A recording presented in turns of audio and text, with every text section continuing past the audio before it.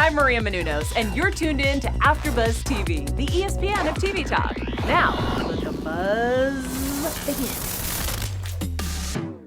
That's right, we're back, Supergirl fans. We are finally back. It's felt like forever, but we are talking what's better than one Brainy, 2 or 3 or maybe 5. We're back from sort of a crisis.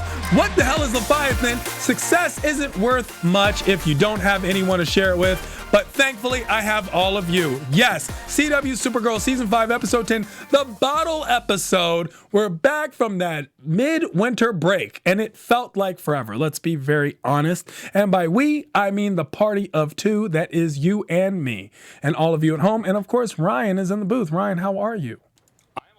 Well, that's amazing. Thank you so much. Thank you. Thank you for your contribution, Ryan. That's the other half of Ryan. And of course, I'm the better half of the dynamic duo. I am Teron. I will be hosting and paneling as we all talk together about the return of Supergirl.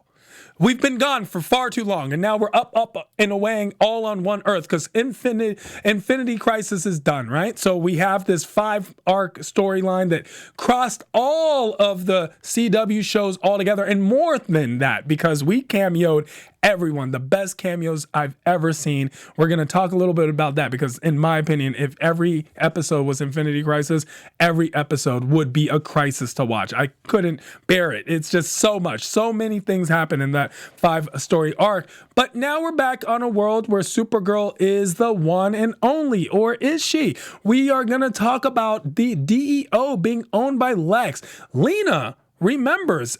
Though we thought only the heroes and Infinity Crisis heroes remembered things, and thanks to Jon Jonzz, everyone else. But no.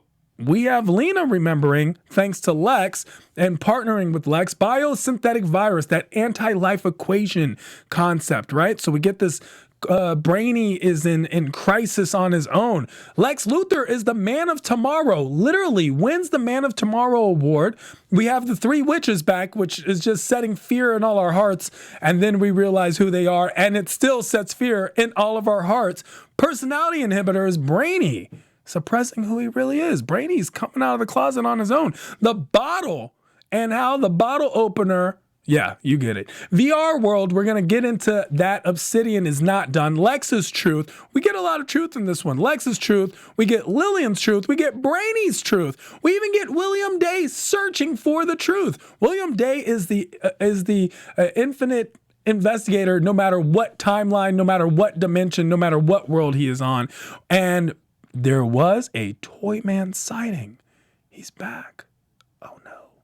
Special segment, Supergirls, where we search for the Supergirls on the planet Earth and we discuss them.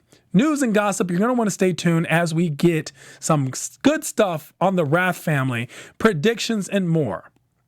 My overall thoughts on this week's episode, coming back from Infinity Crisis, I was worried, what is Supergirl going to do? How are they going to incorporate this into the storyline? And to be very honest, this was amazing how they did it. They made it sound so seamless, so organic, and so truthful to the point where we saw multiples of different entities on this Earth, and we completely understood why. We even get that backstory on the dark Kryptonian witches who wanted to resurrect Rain, basically to terraform the Earth. If you remember, they were going to terraform the Earth into the new Krypton, and we get that back. We get these witches back. They didn't just disappear, even though it was a different incarnation of them. It's still great to see them.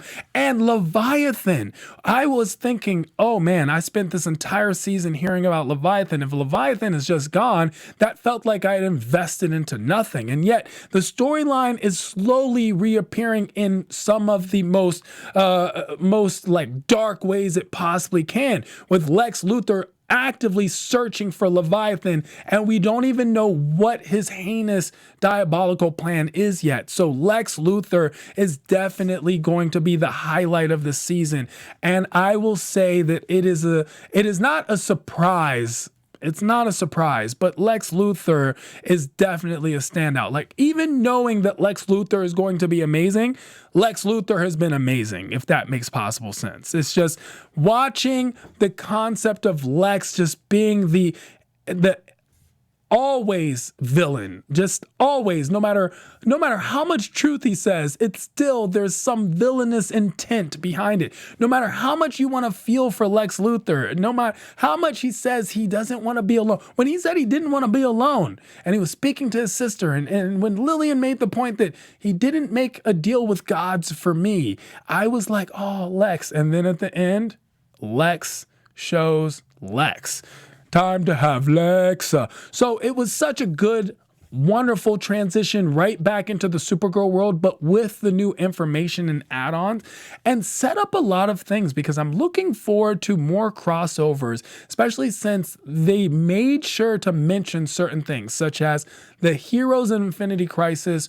They're the ones that know what's really going on. We're all on one world, so it's easy to have the superheroes cross over and help one another.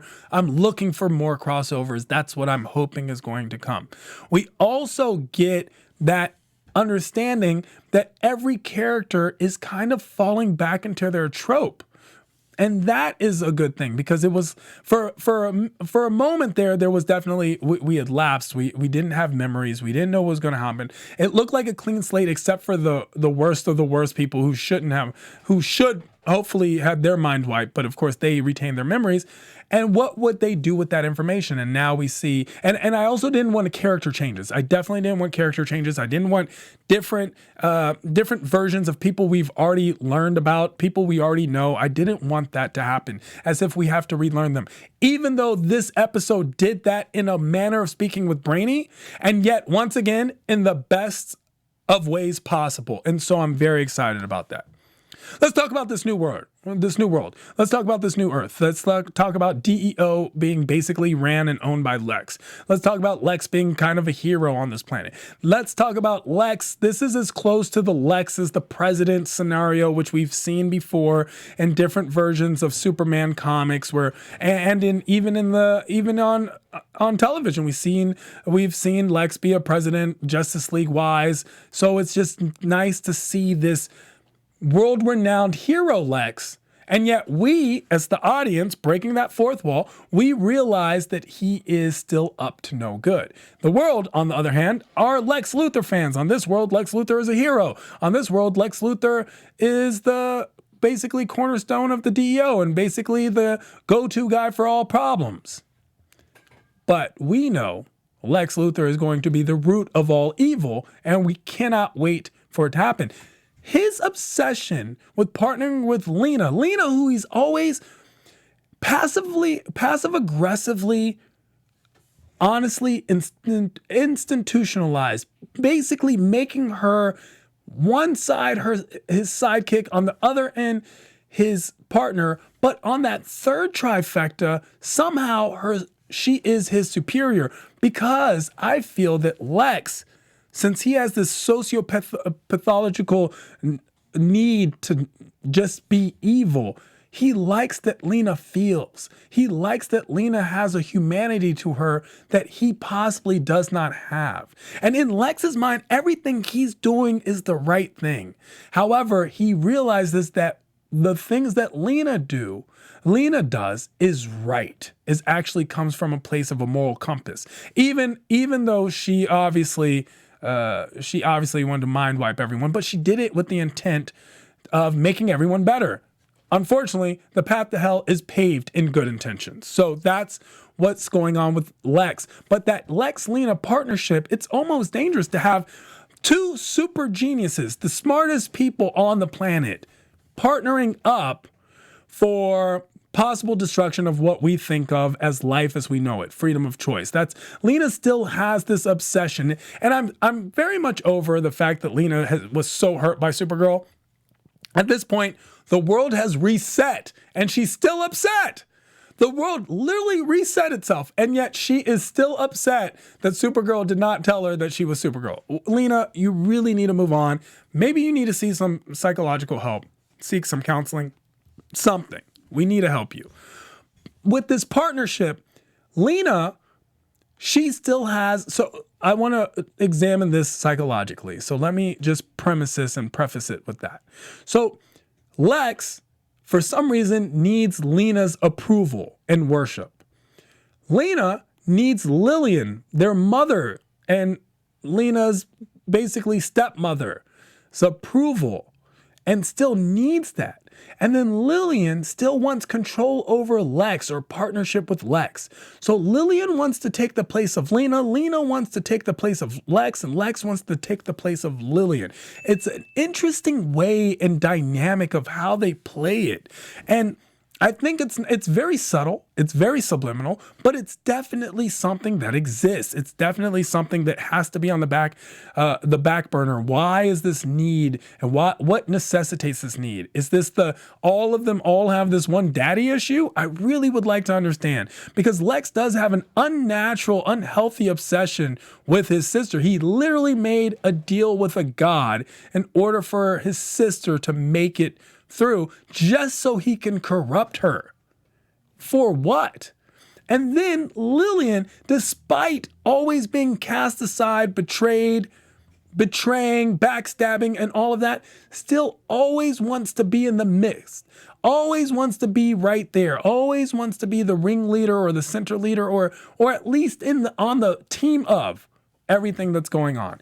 It's almost as if Luthors will be Luthors, but it's a cursed Luthor. Like, nothing good can come of it. Lena remembering, however, is something that I felt was good, simply because it pushes the storyline further. I didn't want to take so much time in Lena remembering. I did like how Supergirl was willing to go and specifically said, I will not make this mistake again. I'm going to go tell Lena everything now. She gets there. Of course, Lena already knows everything and makes mention of it. She doesn't utilize that. She could have used it for her own benefit the way she did in the beginning part of this season, but she did not. She was upfront. She said, I already know. You don't need to tell me, and I still hate you. She basically, I so basically that one for all of you. So basically, I know everything. I know what I'm going to do, and I hate you. Boom.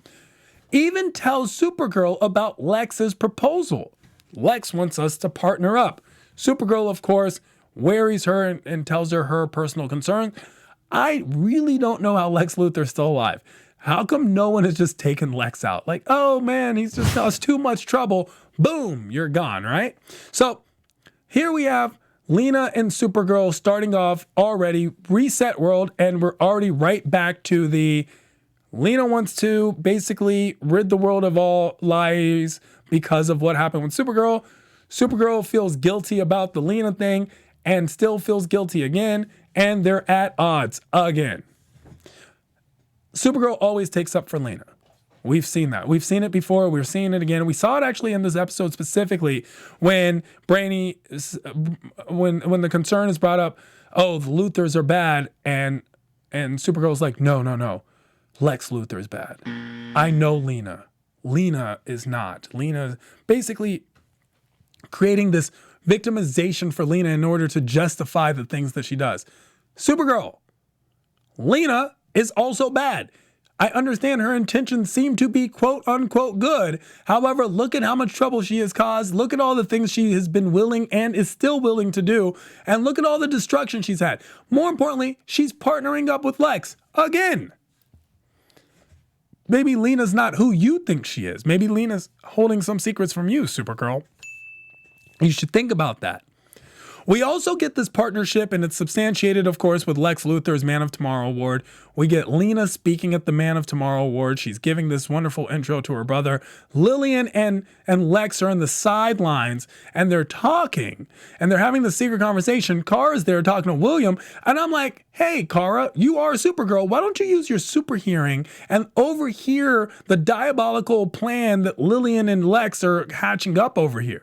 I would pay attention, like, hey, William, that's great. Oh, great. Hold on 1 second, brother. Hey, buddy, can we just boo, boo, boo, boo, and listen to what's going on. Like, let's figure out what's going on with Lillian and Lex. Obviously, anytime you get a bunch of Luthors in the same place, some world domination conversation is going on. Someone's bringing up, let's take over the planet. Let's do something crazy and villainous and harmful to everyone. So pay attention a little more to that.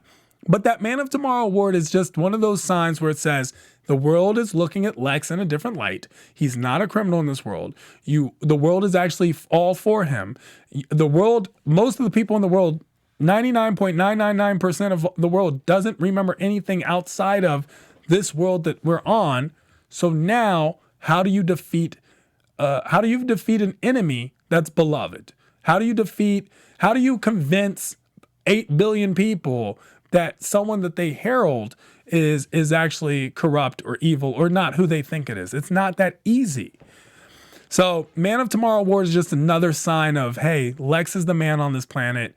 Lena gives a great opening speech, welcoming speech about him, basically commits to the partnership in public.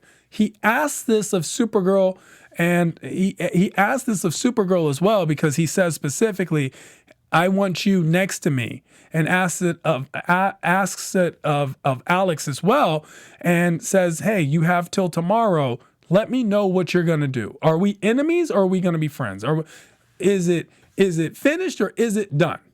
What are we going to do here? Are we going to make this work? Are we going to partner up? And Lex, actually, the craziest thing about it is Lex actually seems really sincere. I mean, he even uses the truth seeker in front of Lena to convince her that he's telling the truth. And he does. I mean, you can't beat the truth seeker as far as we know, right? So he specifically says there are going to be no murders, unnecessary murders, that he is basically going to be in this as long as their partnership is convenient. I mean, he breaks it down to the best of his ability of how to be honest, and yet still somehow manages to come out with a diabolical plan.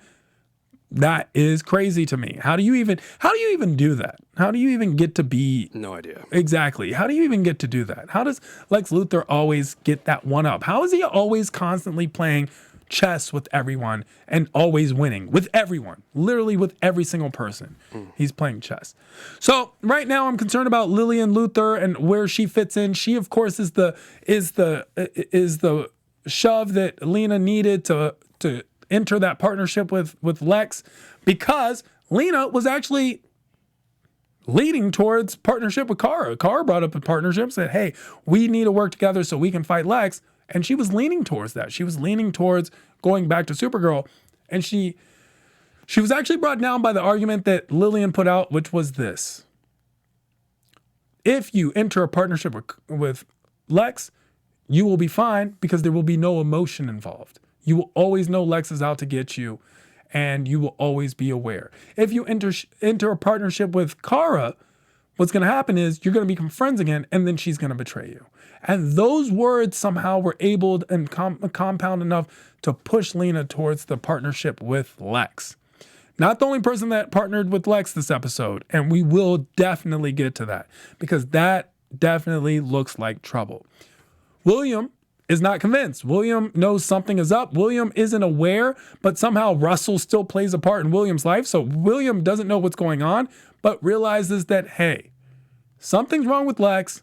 I don't trust Lex. I'm on this mission. I did this again. The same way that in the last season, he was investigating Andrea. In this one, he's investigating Lex. Basically the same storyline. Storyline hasn't left. Great that they put that back in, because once again, I would have felt horrible if I invested in that, which it didn't have a great payoff, but I had invested in it, and now we get another payoff with the same storyline. They didn't have to introduce something new for William to stay around, because I did like William as a character. Another character that was introduced this time that I really kind of started to like, Gemma Cooper, the board member, college mentor of Andrea. That's a storyline. So we're piggybacking off William. We're going back into Andrea. That Obsidian is still there. The VR is still there. And then Andrea introduces this college mentor of hers, Gemma. And Gemma seems to be the one. She is Andrea's new Lex. She's already saying, hey, instead of creating a VR world where you just go into VR, we should create a sustainable VR world where we basically stay there. Something a la Ready Player One type universe where everyone basically lives their best life in this virtual reality world. And that's going to be very addicting. Let's be honest. If we had that now, we'd all be addicted to it. Oh, wait, we do. It's called Instagram. And that's nothing compared to what we're doing over here with Gemma Cooper. And she's worried about those stock prices going up. So here, Gemma Cooper, we get another reason for Andrea to be relevant in this new world. Andrea, Gemma Cooper, Lex, Lena, Lillian. Boom. 2 separate storylines. William Day investigating Lex. Keep him relevant as well. Love how it goes. That's why we have different storylines. And on top of that, I do want to point out specifically that this episode was, once again, it was one of those episodes that were written by Derek Simon. So it's good to have a Derek Simon and a Tanya McKiernan directed episode, because Tanya was, if you remember, she was part of that Terminator Chronicles series, so it was a little more action packed, and I feel like that definitely played a huge part. So we get to see a lot of that in the story and how it pushes it forward. Perfect team to have coming back off that mid-season premiere, because this was supposed to bring us back in, captivate us back in, especially after the greatness that was Infinity Crisis. So this was supposed to catapult us right back into the storyline, and it honestly did a very good job of doing so. I want to know what you guys think about that as well. Remember, we love your comments below. Share, subscribe, spread the word, share the love. Tell your friends. Give us 5 stars if you're listening to us on iTunes, and make sure to subscribe. We appreciate having you. You guys are, if not as much, more so a part of this panel than each and every one of us. Thank you for making us the ESPN of TV talk. We are the best top-rated Supergirl after show in the world. That's not my opinion. That's all of you. So thank you so much. It's true. It is true. And our Twitter is lit. Can I just say the Twitter is lit? It's called Tehran Supergirl After Show. And that's not me. I don't run it. Someone runs it. I don't run it. And someone runs it. Independently ran Twitter, and it's lit. And I will great. say that. And we just got a great comment, actually, an amazing idea. Every time we talk about Lex Luthor, we're going to go, let's talk about Lex, baby. Let's talk about Carol Danvey. Let's talk about all the good guys and the bad guys on TV. Let's talk about Lex. Is everyone looking at my face right now? Are we? Hold on. Can we get my face? Thank you. Thank you, Ryan.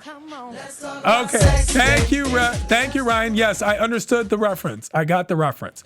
Let's discuss a different storyline. How about that? How about we discuss the 3 witches and how that played in the Brainy storyline? We get Brainy, and this is the bulk of this story. Is Brainy takes a huge sharp turn.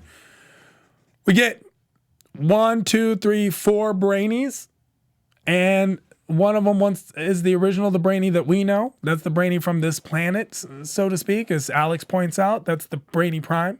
But we got other incantations of Brainy. One perishes quick. The other one is trying to open a portal to their world. And one is a female. And that's what made it very interesting, is because female Brainy is actually Jesse Rath, who plays Brainy's actual sister, Meaghan Rath. And that's going to be in our news and gossip, because I can't wait to talk about that. We hinted at it earlier last year when we were doing the show at the beginning part of the season, but it was great to see Brainy and a female Brainy 5. And the female Brainy 5 was on it. I actually thought that there might have been some type of hidden agenda with the female Brainy 5, and I still do, because we do see that the female Brainy 5 was responsible for Brainy at the end teaming up with Lex, specifically instituting to him, saying that what happened to my world, the destruction of my world, we failed because we did not partner with Lex. You should partner with Lex. Encourages that Brainy, our Brainy, to take off his personality inhibitors, which we know as the 3 dots on the forehead, which is something he specifically does in order to basically tap into the big brain. It's something it's basically holding him back, right? So from this collective knowledge, they all seem a step ahead. They all seem a little smarter. Even Dude Brainy. Dude Brainy was the, hey, bro, everything's okay, bro. Great acting, by the way, on Jesse Rath's part to play every single version of this Brainy all at the same time, simultaneous.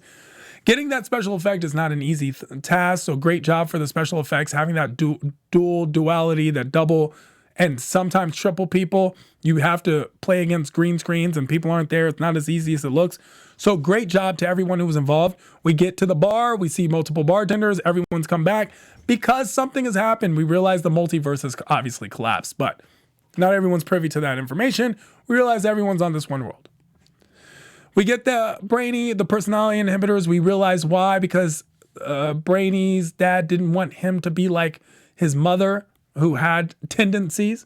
And we've seen these tendencies before. If you remember, Brainy went through a situation in season 4 where he became, I love to say, Super Brainy, who I liked a lot. However, he became the extreme logical Brainy and cut off himself from basically everything that made him a tad bit human, was extremely efficient, almost too efficient, to the point where he actually endangered the lives and did something extremely evil by sending people into this portal, right?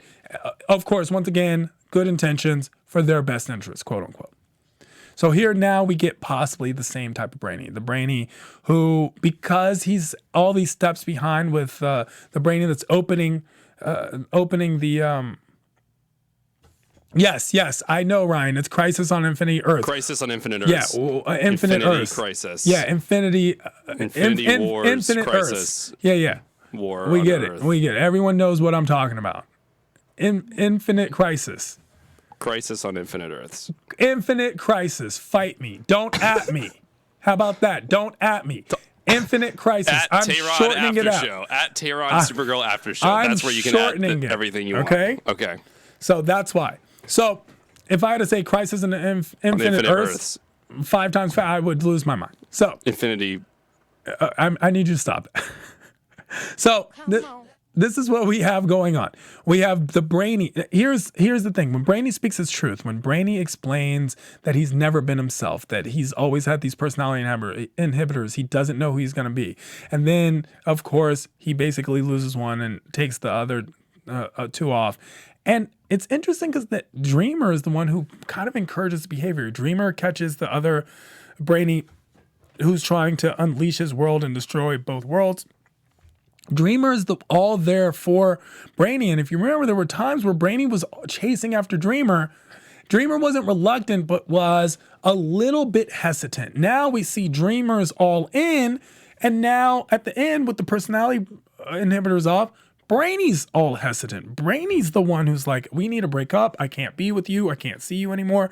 It was heartbreaking to watch that. Like, let me make sure that everyone is shipping Brainy and Nia. That's got to be a thing. Brainia has to be something we all are shipping, if I'm correct. Because I love seeing those two together. I enjoy it very much. We did see that the other Brainies didn't have a Nia. So maybe that played into a part of who they are. But our Brainy does have a Nia. And that made him infinite. You want to talk about infinite? That made him infinite more likable. The way he was interacting with Nia, the way he's always concerned about Nia, the way he went down when Nia was hurt. And Brainy chased down Nia and then left in frustration because he felt like he couldn't protect her. Man, I'm going to miss that Brainy if that Brainy is gone for too long. So hopefully we get that Brainy back. I'm a huge fan of them being together. Also a huge fan of NSYNC. So it was good and fun to hear it's going to be me playing in that bar fight scene. As we go to the bar, Brainy's like, I have to do this on my own. But Supergirl, but you got to come with me. Take Supergirl and they see the 3 witches. Now, 3 witches, as I mentioned, are the 3 witches we've met before, except these are not the 3 witches from that incantation. It's from a new version of them in which they are basically parlor trick at the bar witches. And yet the first chance they feel and find to be a little bit useful, they take it, even though it's evil and they're going to destroy the world. I guess that was for that $5 because they were willing to read your palm, tell your future and everything for $5. I don't know. Maybe that Brainy, maybe World Brainy gave them 10. I don't know what he gave them to encourage them to open the bottle and let out this other world that's compressed. I don't know what you could possibly have offered them to destroy the world that they're on. But we get that truth, that Brainy speaks his truth. And then when he meets up with Nia, we get another version of the truth where it's like, Nia's like, who are you? And he says, for the first time, I'm completely myself. So is this the Brainy that's always been and we just never met him? Are we going to like this Brainy? Is this Brainy going to be a new version of Brainy? I'm not sure. I'm a fan of comic relief Brainy. Brainy has been one of the characters that is extremely charming and endearing to all of us. So I don't know how this is going to play out. It's definitely going to be the rest of the season, at least for the foreseeable future storyline, because Brainy partners up with Lex. All the pieces are falling together for Lex. Everything he could possibly want to happen is actually kind of happening. You've got one of the most powerful entities on the planet partnering up with you. You've got the most powerful mind besides your own on the planet partnering up with you. You've got the most diabolical mind on the planet partnering up with you. And you even have Supergirl and Alex considering partnering up with you. So what can not go wrong? Everything. Everything's going to go wrong here. Can't wait. And of course, the Toy Man is what's happening as they foreshadow for next episode. Toy Man. We saw that in the bar with the little monkeys, with the monkey with the drums. So that was the start of it. And of course, Toy Man is going to be the key to something very, very big. Can't wait to see anything more. Jon Jonzz' story of having Izzy, sometimes there's nothing to do except listen to the truth inside you. The honor comes in running towards the bomb. Key phrase of the episode. Let's get into the special segment, shall we? Supergirls. Well, Supergirls this week was Ryan's choice. Ryan said that I need to look more into Jane O'Mara Sanders. That's Mary Jane O'Mara Sanders, who is an American social worker, college administrator, and political staffer. Sanders was the provost and interim president of Goddard College and president of Burlington College. That's in Vermont. In June 2017, she started the think tank, the Sanders Institute. Now, here is the kicker. She's been married to the U.S. Senator and presidential hopeful of Vermont, Bernie Sanders, since 1988. So that's the claim to fame, as she is Bernie Sanders' wife, if you heard about her. However, she is definitely very acclaimed on her own. Being Bernie Sanders' wife sounds like, oh, well, she wrote the coattails. No. She was advisor and aide to Bernie Sanders. He would definitely not be where he is if it wasn't for his wife, if it wasn't for Jane. Basically, not only a key advisor, but definitely employed as spokeswoman, policy advisor, chief of staff, and media buyer for Sanders, and got him to this point, a congressional office as chief of staff and policy and press advisor, very known in the Washington, D.C. circles as being a political brain. Also worked with the juvenile division of Burlington Police Department, which has one of the best juvenile divisions in the entire country.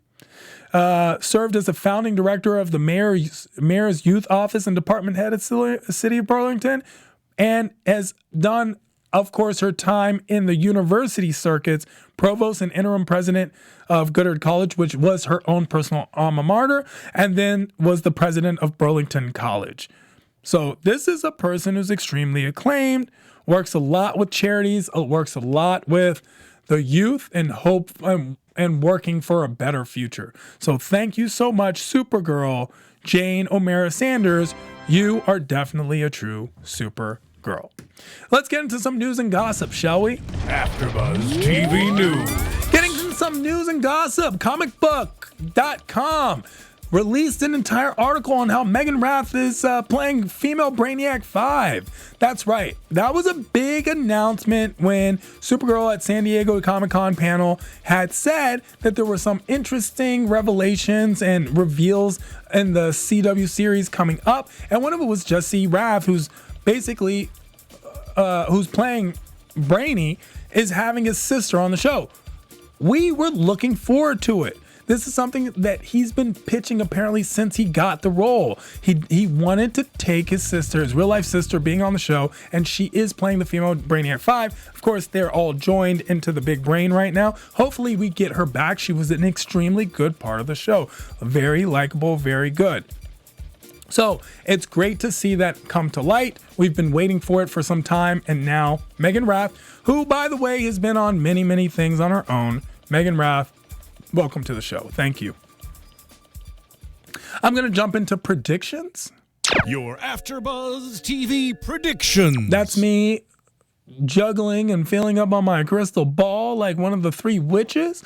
I'm going to say that the partnership between Brainy and Lex is found out by Dreamer, because she's not going to be able to let this relationship just go.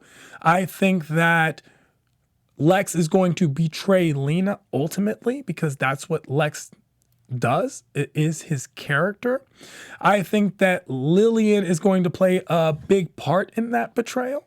I think that Supergirl is going to be seen as a villain at some point on this planet. With Lex being heralded as a hero, it's only a matter of time before he turns the narrative against Supergirl. So I will see what happens when we get to there. And that Andrea and the VR program is going to be somehow fall into Lena's plan in order to basically program everyone's mind. And we're definitely not done with Leviathan. With the only source of information on Leviathan being now at Lex Luthor's disposal, Leviathan is at hand. Leviathan is everywhere. So I think that's what's going to happen. That's my opinion. Ryan, do you have any opinions? No, you don't. So let me tell you where to find me if you want to if I want to be found, which I do. Find me at I Am Tehran all across the board. That's IAMTEHRAN all across the board.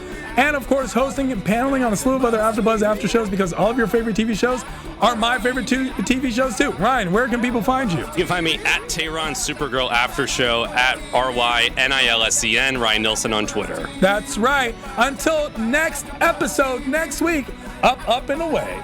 Our founder, Kevin Undergaro, and me, Maria Menounos, would like to thank you for tuning in to AfterBuzz TV. Remember, we're not just the first, we're the biggest in the world, and we're the only destination for all your favorite TV shows. Whatever you crave, we've got it. So go to AfterBuzzTV.com and check out our lineup. Buzz you later. The views expressed herein are those of the hosts only and do not necessarily reflect the views of AfterBuzz TV or its owners or principals.